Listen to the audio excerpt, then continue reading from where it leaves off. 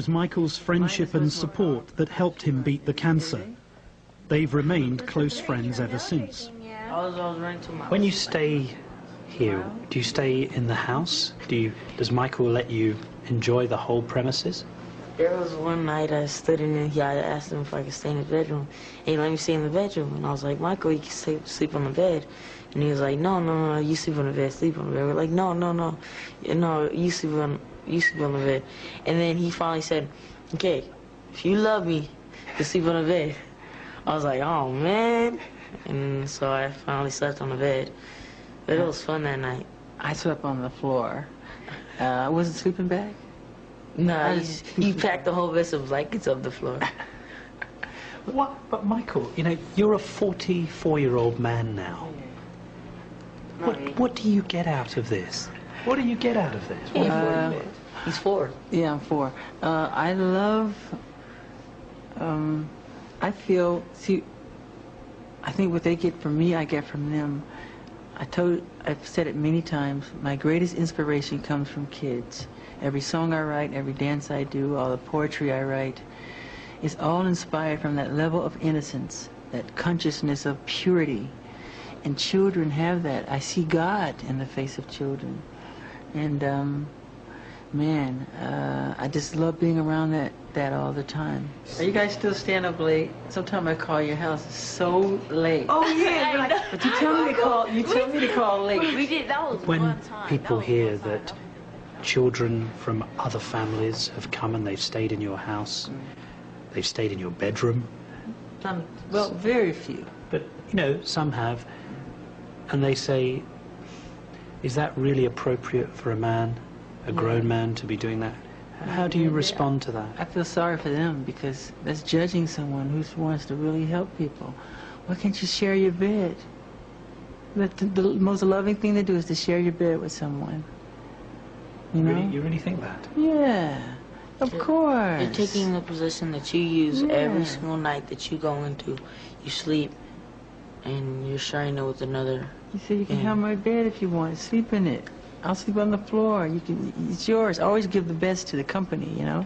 Like to him, I said, because he was going to sleep on the floor. I said, no, you sleep in the bed, I'll sleep on the floor. But haven't you got a spare room or a spare house here where he could have stayed? Yeah, but no, yes, we have guest units, but whenever kids come here, they always want to stay with me. They never want to stay together. And I have never invited them in my room. They always just want to stay. They say, can I stay with you tonight? I go, if it's okay with your parents, yes, you can. Were your parents happy that you were here with Michael? Yeah, my mom was all very, very, very happy. And I know they're happy because I was happy. Did they come with you? Yeah, most of the time, but I wasn't really with my parents. I was mainly with Michael. But they were happy that you were here? Yeah.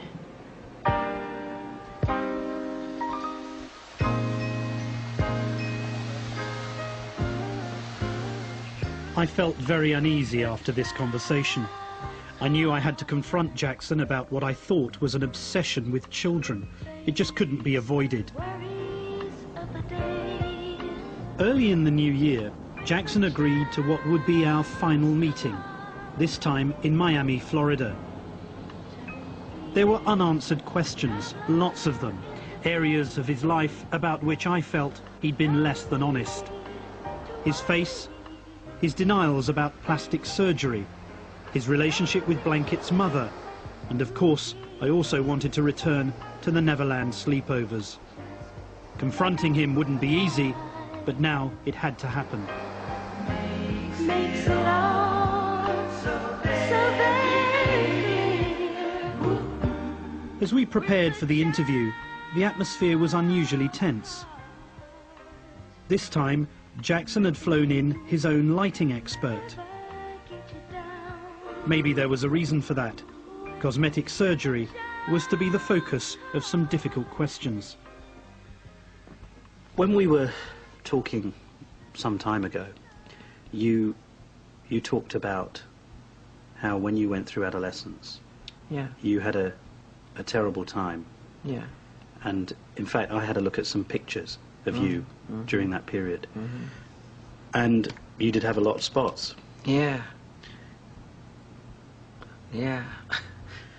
One of the things that you've clearly used to overcome this is changing your appearance. You've kind of, you know, you've physically changed, haven't you? The photographs of you, if I look at them. No, it's called adolescence. It's called growing and changing.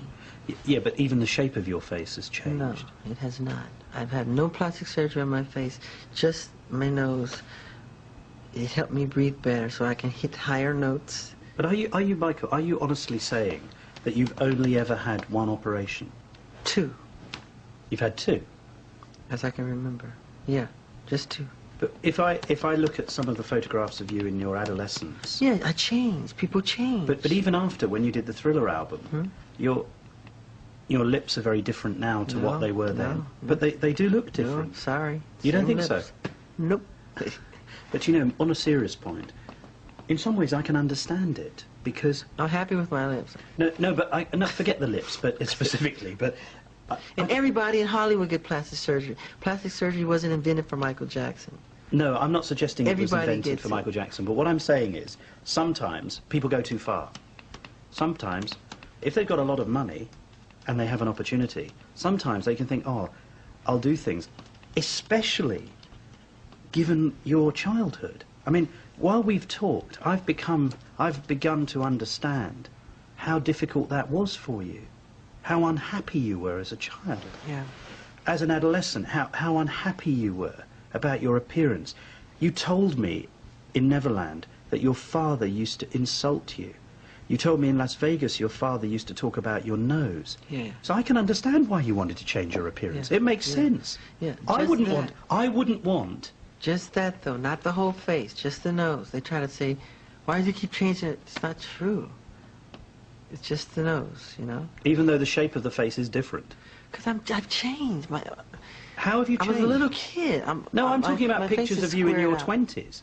No, I was changing. I was changing. I'm telling you the honest truth. I don't do anything to my face. Honestly. Honestly.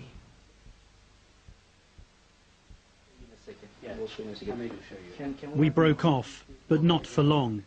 Next up were my worries about the children.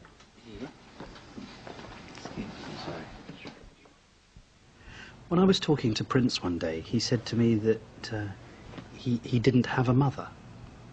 He said he didn't have a mother? Yeah, I said, Prince, where's your mummy? And he said, I haven't got a mother. That's right. Did you tell him to say that? No. What do you think he means when he says I haven't got a mother? Like he said, he didn't have a mother. Do you not think, though, that your children would benefit from contact with their mother? No, because she doesn't... it's private information. She doesn't... She can't handle it. She can't handle her own children? She preferred them to be with me than with her. Did you know that she didn't want to have relationships with the children when you married her? Yeah. She did it for me. She did it for me. So just so that I understand this correctly... She's a wonderful person, too. She knew that Michael Jackson loves children. Yeah. And she knew that Michael Jackson wanted children. That's why. And she said, you need to be a daddy. Right. She said you needed to be a daddy. Mm-hmm. More than she needed to be a mother. Yeah. And she wanted to do that for me as a present. As a present? Yeah. Yeah. What do you mean? It's a gift. I used to walk around holding baby dolls. Really? Yeah.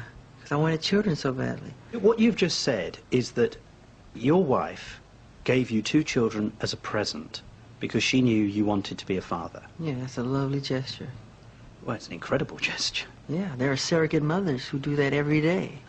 That happens every day in the world. Is that it's how... happening right now. Is that how Blanket was born as well? I used a surrogate mother, or my own sperm cells.